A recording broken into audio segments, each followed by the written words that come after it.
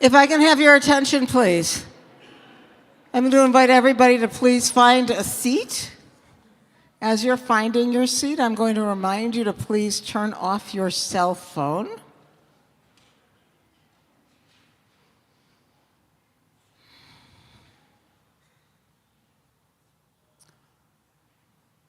On Monday night, October the 9th, 2023, our community gathered in this sanctuary.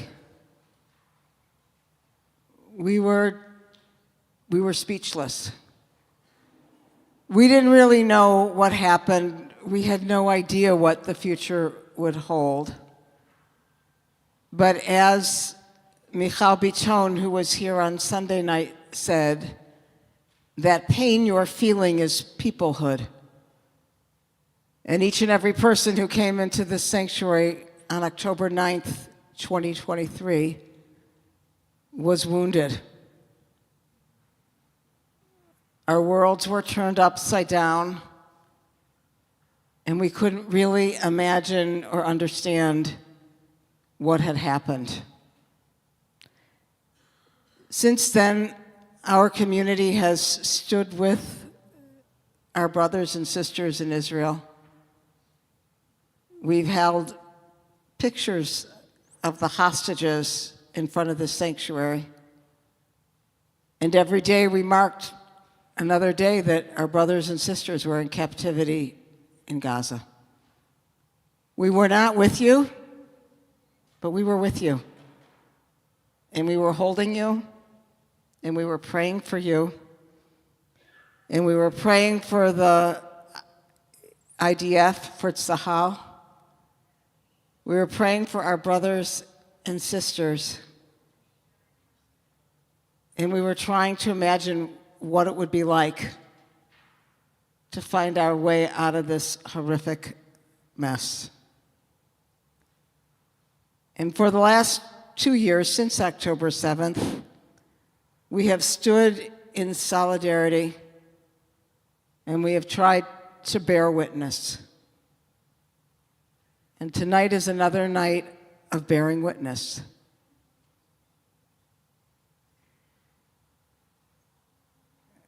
Maya, Itay, Ilan, all of us in this room promise to hear your story, to listen very closely, and to share your story with people in our lives who are not here. Because that's what it means to bear witness and to stand in solidarity.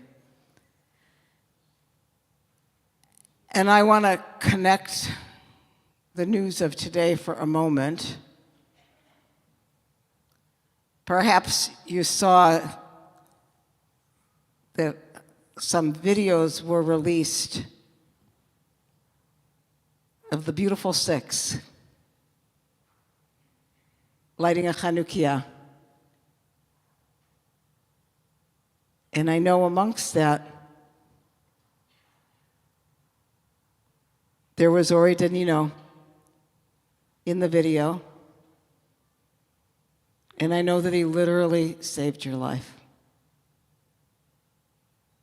So I don't really know how your wound, I don't know how it affected you, but I know that it did. And I just want you to know that we don't pretend to walk in your shoes, but we pretend to walk with you, alongside you, in front of you and behind you, as you make this halicha, as you make this journey to a world post-October 7th.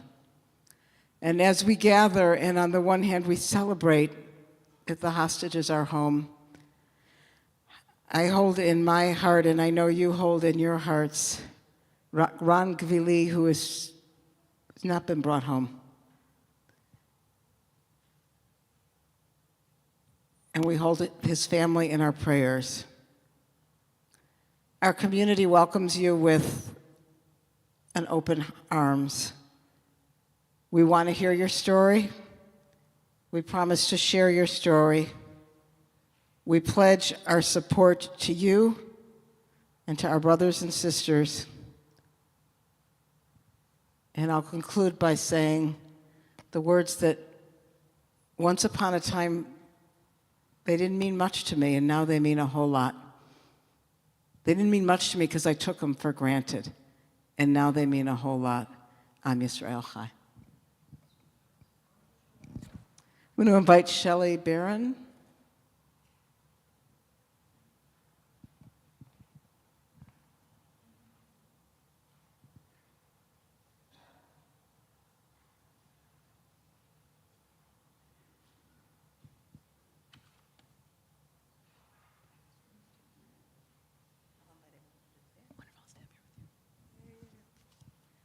Before Shelley speaks, I'm going to invite you all to stand and we'll do together the prayer for the state of Israel.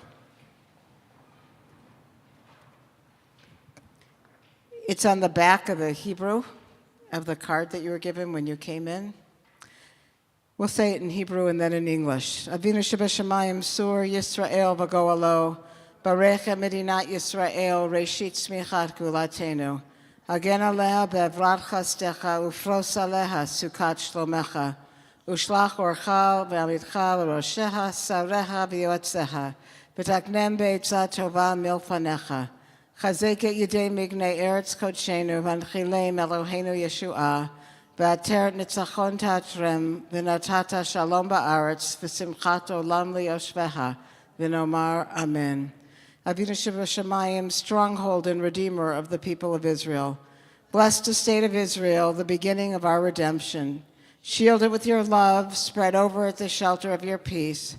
Guide its leaders and advisors with your light and your truth. Help them with your good counsel. Strengthen the hands of those who defend our holy land.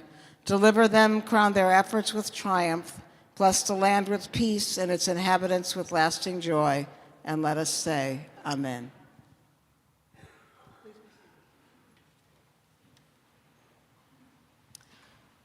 Good evening, Bruchim Abaim. My name is Shelley Barron, and I serve on the Board of Directors for the Springfield Jewish Community Center. On behalf of the Springfield JCC, I am honored to introduce our speakers tonight. Ani mitkabedet la'atzig et ha'orchim shelanu ha'erev. I want to take a moment to thank our sponsors who made this evening possible. The Jewish Federation of Western Massachusetts, the Springfield Jewish Community Center, Sinai Temple, Temple Bethel, Congregation B'nai Torah, Jewish Family Service of Western Mass, Jeremy Powers, Jonathan and Susan Goldsmith, Rachel Barrison, my family, the Barron Ackerman family, the Taub family, Dr. Rosalind Barron, Allison Silber and Eric Lesser, Susan and Bill Firestone, the Ratner family, Deborah Lieberman, Lubavitcher Yeshiva Academy, Chabad Young Jewish Professionals, and Biachad Springfield. I know there were a number of other donors as well who helped contribute to make this evening happen. I thank you all. My grandfather, Shlomo Zam of blessed memory, was a Holocaust survivor and a partisan fighter during World War II. When he came to the United States after the war, he tried to tell our people what he had endured. He was told, Mr. Zam, we don't want to hear it. Tonight, Maya, Itay, and Ilan, Hinenu, we are here. We are here, over 300 members of the greater Springfield community, ready to listen to your story of survival and of strength and of faith. In the Talmud, our tradition teaches that visiting the sick can take away 1/60th of their suffering. It is my hope that by being present with you tonight, by listening to your story, that our community can help to take away some small amount of your pain and help in some way in your healing journey. For 2 months, we prayed every day for your safe return from captivity. And as Rabbi Walk said, we continue to pray for the return of Police Master Sergeant Ran Gavili, the last hostage remaining in Gaza, so he can be brought home to Israel for the dignified hero's burial that he so rightly deserves. At this time, I invite us to give Rachel, Maya, Itay, and Ilan our full attention. Thank you.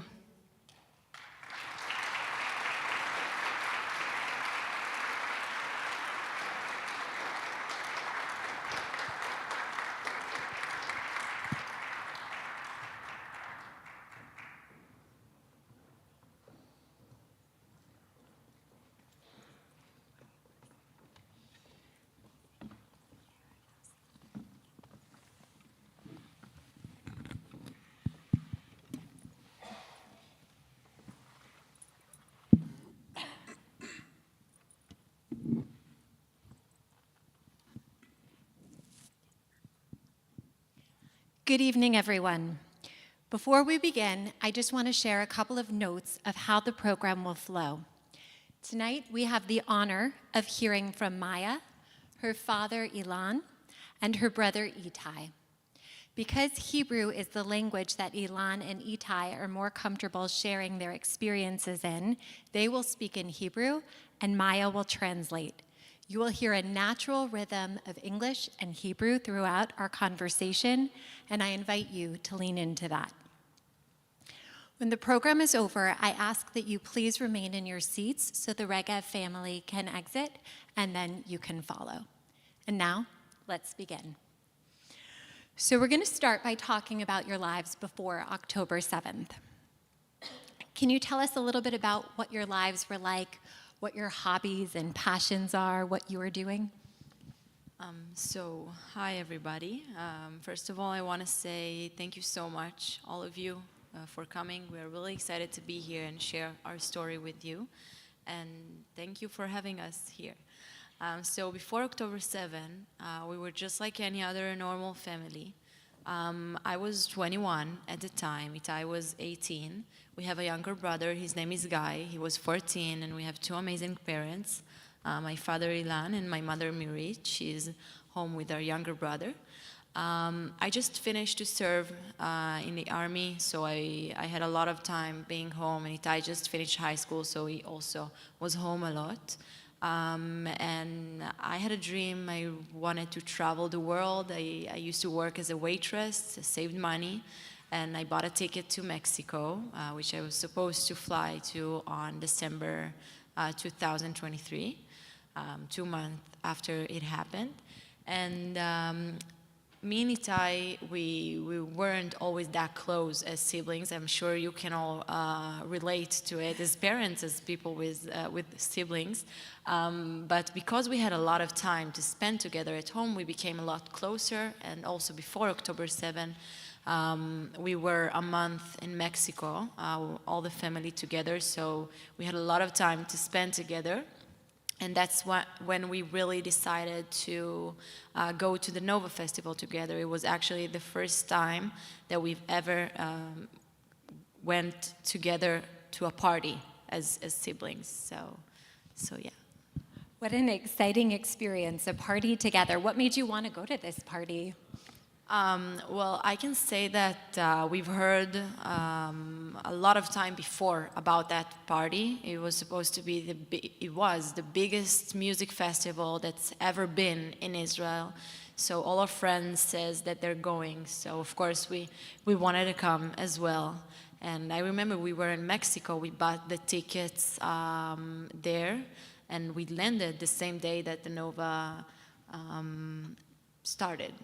You landed the same day that the Nova Festival started. We actually landed 1 hour after it already started. So we went home, changed our clothes so quickly, and then drove straight to Reim.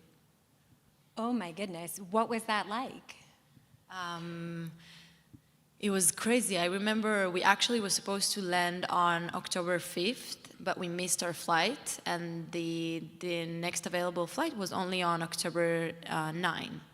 And we told our mom that there's no way we're missing that party. We have to be there, we told her. And then she worked very hard to find another flight, and she found it. And then we landed and drove straight to Reim. So you got to the Nova Festival. What was that like? So we arrived at 2:30 a.m. We've been there for 4 hours. It was the most amazing 4 hours. It was really all about celebrating life, celebrating love. You can be whoever you want, you can look however you want, and nobody cares. Everyone just accepts you by who you are. And it was really, really amazing until 6:29. So before that, what was it like as siblings to be at a party together? This was your first party? Did you spend time together? Did you hang out at the Nova Festival? Well, actually, we didn't spend that much time in the Nova together. I was with my friend, and he had a friend there as well. I remember that we met, like, there were two stages there, two DJs. So one time, I just moved to the other stage, and he came to where I was, so we said hello, and that's when we met each other. And then on 6:29, it was actually the first time that it was all of us together, all the friends, and Itay was with me next to me. And yeah, it was fun, but we didn't spend a lot of time together there. Yeah, understandable. So then, all of a sudden, things changed. Talk to us about what happened on the morning of October 7th. So on 6:29, the DJ shut the music off, and he tells us that there are red alerts, that the party is over and we need to go home. And we were very sad because the party was supposed to last for at least 6 more hours. So, and we didn't thought it was such a big deal because it's not the first time there are rockets and red alerts in Israel. We thought that soon it will be finished and the DJ will keep on playing and we can keep on partying. But after, like, I think 30 minutes, they told us that the party is over, that we really need to go. We can't stay here we can't stay in the area. So we went out to the parking lot. That's where my father, he called me and he asked me, where is the party that I'm in? And I sent him my location. And he tells me that I'm really close to the Gaza border. And again, I remember telling him, okay, so what? It's not such a big deal. People live here. There are parties here all the time. Don't worry, it's okay. Soon it will be finished and we'll drive home. And then they told us that there are terrorists in Israel. And again, it's not a big deal. It's not the first time something like this happens in Israel. We thought that soon the police officers, the soldiers will take them down and we can go back in our cars and drive safe home. But then we understood that it's a lot bigger than that, that people are starting to talk with each other, saying that their friends got killed, and there are a lot of terrorists in Israel. And the police officer told us that we need to leave our cars and just started running. So we ran. At that time, it was Itay, Omer Shem Tov, a really good friend of mine that was also with us in a party, and me. It was the three of us. We ran for about an hour and a half, where we hear machine guns everywhere. We hear bombing, we hear screaming, we hear people screaming that their friends got killed. And we ran everywhere, just as far as we could from all the sounds that we heard. And we ran, and people ran next to us and fell because they got hit. And after an hour and a half, we get a phone call from Ori Danino, Zichrono Livracha. Ori was already outside of the party area, but he heard that we are still trying to escape, and so he called Omer and he told him that he's coming to take us. We didn't met Ori before. We met him only at the same day of the Nova Festival. He was a friend of a friend. He decided to come with us. So he really came.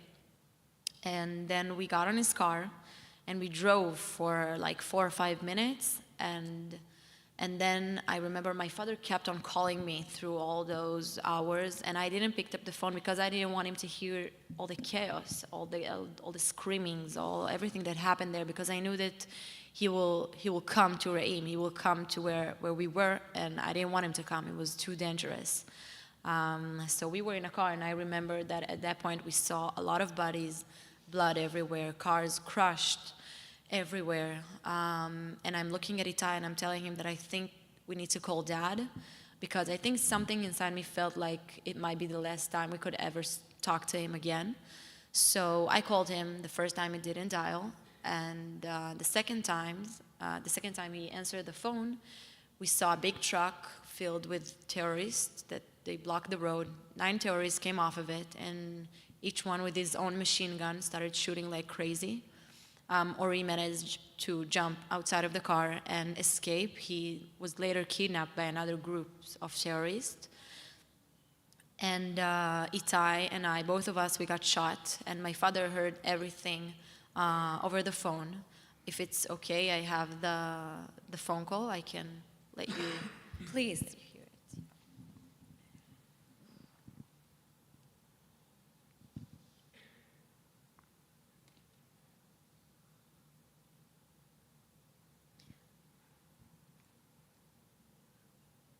I'll just say that it's in Hebrew, so you might not understand, but you don't need to understand in order to feel how terrified it was. What I'm saying there, basically, that both of us, we got shot, that we can't escape. We are trying, but we can't. He hears Itay begging for his life, and I just tell him that I love him. Will kill us. Ilan, there are so many parents in the room right now. That must be the most horrifying call a parent could ever have. What was going through your mind in those moments? קודם כל, אני לא מאחל לאף הורה להיות בסיטואציה הזו, הקשה הזאת, כמובן אחרי שיחה מאוד מאוד קשה. וכן, באותם רגעים, הדבר היחיד שעולה לי בראש זה שאני הולך לקבור 2 ילדים. He says that he's not wishing it to any parents to hear their kids yelling and screaming over the phone like this. And the first thing that comes up to his mind that he's going to bury 2 kids. Exact location that I sent him, and then he sees a police car blocking the road. ואני מגיע לשם בסביבות 9:30, 9:45 בבוקר. אני מצליח לעבור את המחסום של המשטרה, ואז קופצים עליי שוטרים. ואני בטירוף באותם רגעים, רק להיכנס לבפנים, ואני נאבק איתם. בסופו של דבר הם מצליחים להשתלט עליי, ואני יושב שם בצד. אחרי שאני שומע שיש פצועים והרוגים, אני פשוט נוסע לבית החולים סורוקה. So he tried to pass the police car because he tried to tell them that his kids are there and he needs to go inside, but they tell him that it's too dangerous and he can't go inside. Some other people there, some more parents that were there wanted to go inside to get their kids, but they didn't let anyone pass, and they fought for a while until they managed to control him. And then he started hearing that a lot of wounded people and a lot of bodies arrived to Soroka Hospital, which was very close to Re'im. אני מגיע לבית חולים סורוקה, אני מראה להם תמונות של הילדים, אני נותן להם כל מיני סימנים של קעקועים, מה הם לבשו ואת כל הפרטים האלה, והם פשוט אומרים לי שאין להם מידע והם לא נמצאים. ואני יוצא משם ואני מנסה להיכנס בכל דרך למיקום שהיא שלחה לי, דרך השדות ודרך כל מיני מקומות, ואני לא מצליח. וכבר שעה מאוחרת, אני חוזר ל-11 בלילה, 11:30 בלילה, אני מגיע שוב פעם לסורוקה. And he arrives to Soroka and he starts talking to all the doctors, all the nurses, showing them our photos, what we wore that day, our tattoos, anything that could help them identify us. And they're telling him that we're not there. So he's driving again back to Reim, trying to go inside to get to the location that I sent him. And he tried to do it from everywhere, but all the blocks were already closed. Hours passed. The phone call that you heard happened on 8:45 a.m. It was already almost midnight. He did back and forth from Soroka to Reim, just trying to find us. And then he goes back to Soroka. ובסביבות 11:30 בלילה, מירית מתקשרת אליי ושולחת לי סרטון. ובסרטון אני רואה את איתי שוכב בטנדר מאחור, לידו עומר שם טוב, ופה אני רואה את איתי מזיז את הראש. And when he arrives to Soroka, he gets a phone call from our mother, and she sends him a video. And in the video, he sees Itay and Omer tied up in the back of Hamas truck. And in the video, he sees that it's Itay. His face was blurred, but he could recognize that it was Itay and Omer. And he sees that Itay is moving his head in the video. ובאותם רגעים צריכים להבין שעד אותו רגע הייתי בטוח שהם לא בחיים. וכשאני רואה את איתי מזיז את הראש, אני פשוט מסתכל לשמיים ואני אומר, תודה בורא עולם, הילד שלי חי.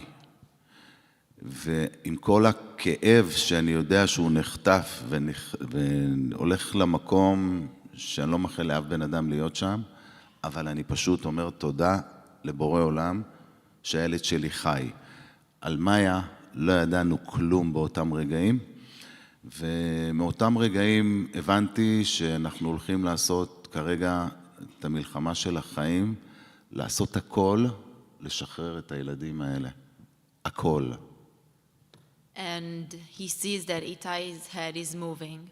And the first thing that he does is to look up and said, God, thank you. Thank you. My son is alive. Until that moment, he was sure that both of us, we are dead. They still didn't know anything about me. They had no video, no information. But he had a feeling that if Itay is okay, then maybe I am too. Because we were together, he just had a feeling.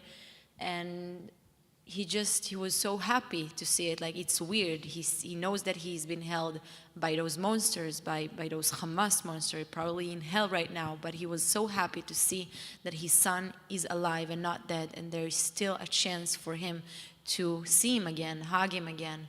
And he promised himself that day that he will do anything that he can, meet with everyone, fly everywhere, in order to bring us back home. And that's what they really did in all those months, my father and my mother. So now, both of you are brought into Gaza.